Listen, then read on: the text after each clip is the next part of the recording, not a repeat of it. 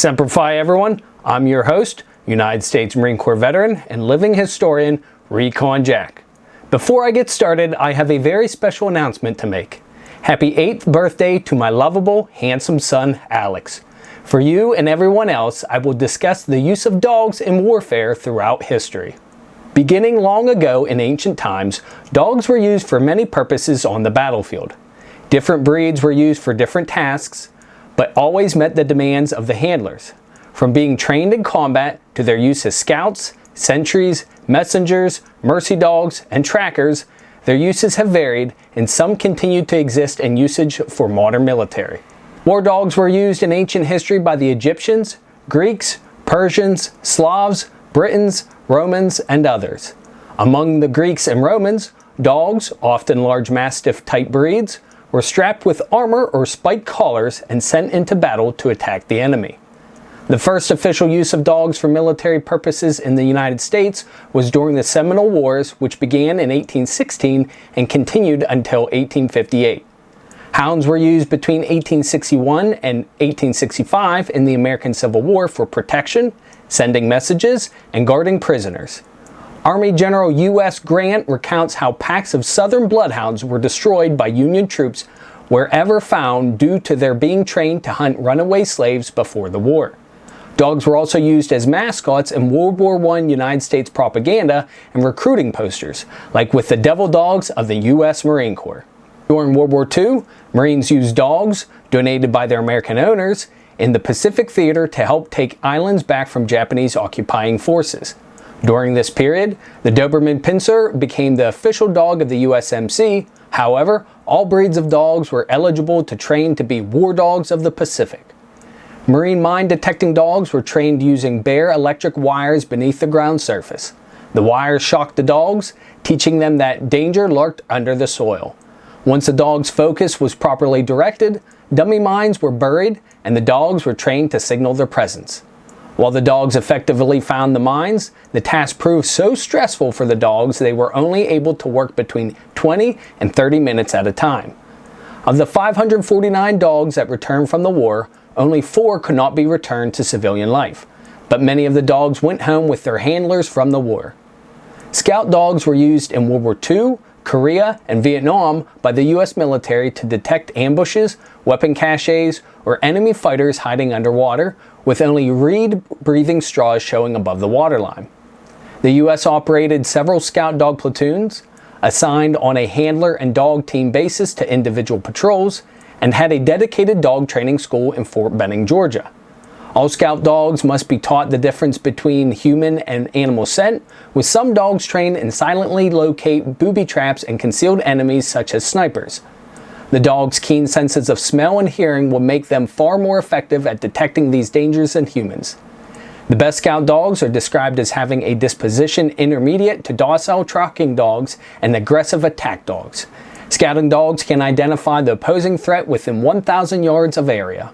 About 5,000 U.S. war dogs served in the Vietnam War, with about 10,000 U.S. servicemen serving as dog handlers, and the canine units are estimated to have saved over 10,000 human lives.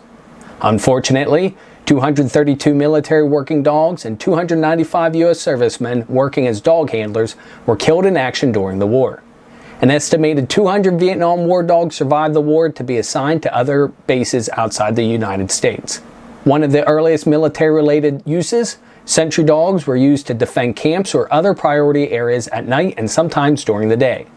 They would bark or growl to alert guards of a stranger's presence. During the Cold War, the U.S. military used sentry dog teams outside of nuclear weapons storage areas. A test program was conducted in Vietnam to test sentry dogs, launched 2 days after a successful 1 July 1965 Viet Cong attack on Da Nang Air Base.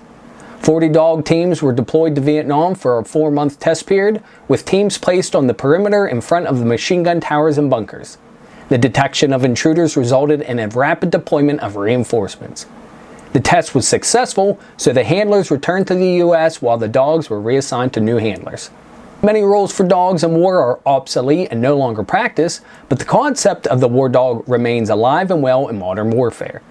Special Operations Command forces of the U.S. military continue to use dogs in raids for apprehending fleeing enemies or prisoners, as well as for searching areas too difficult or dangerous for human service members, such as crawl spaces. The latest canine tactical vests are outfitted with cameras and durable microphones that allow dogs to relay audio and visual information to their handlers. As a partner in everyday military police work, dogs have proven versatile and loyal officers. They can chase suspects, track them if they are hidden, and guard them when they are caught. They are trained to respond viciously if their handler is attacked, and otherwise not to react at all unless they are commanded to do so by their handler. Many police dogs are also trained in detection as well. Both military working dogs, or MWDs, and their civilian counterparts provide service in drug detection, sniffing out a broad range of psychoactive substances despite efforts of concealment. Provided they have been trained to detect it, MWDs can smell small traces of nearly any substance, even if it is in a sealed container. Dogs trained in drug detection are normally used at ports of embarkation such as airports, checkpoints, and other places where security and a need for anti-contraband measures exist. MWDs can also be trained to detect explosives. As with narcotics, trained MWDs can detect a minuscule amount of a wide range of explosives, making them useful for searching entry points, patrolling within secure installations, and at checkpoints. These dogs can achieve over a 98% success rate in bomb detection. Traditionally, as in World War II, US MWDs were returned home after the war to their former owners or new adoptive ones. The Vietnam War was different in that U.S. war dogs were designated as expendable equipment and were either euthanized or turned over to an Allied army prior to the U.S. departure from South Vietnam. Due to lobbying efforts by veteran dog handlers from the Vietnam War, Congress approved a bill allowing veteran U.S. MWDs to be adopted after their military service. In 2000, President Bill Clinton signed a law that allowed these dogs to be adopted. Numerous memorials are dedicated to war dogs, including at March Field Air Museum in Riverside, California, the Infantry School at Fort Benning, Georgia, the Alabama War Dogs Memorial at the USS Alabama Battleship Memorial Park in Mobile, Alabama, and at the Naval Facility Guam, with replicas at the University of Tennessee College of Veterinary Medicine in Knoxville, and the Alfred M. Gray Marine Corps Research Center in Quantico, Virginia. Once again, happy birthday, Alex. I hope you enjoyed today's episode of Recon Jack, and perhaps you've learned something new. Stay tuned for more episodes as I continue to explore the hallowed history, traditions, and individuals of the United States Marine Corps.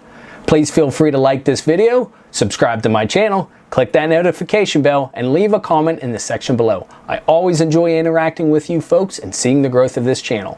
Also, don't hesitate to tell a friend or family member or email me directly to recon_jack@hotmail.com. Until next time, Semper Fi, and carry on.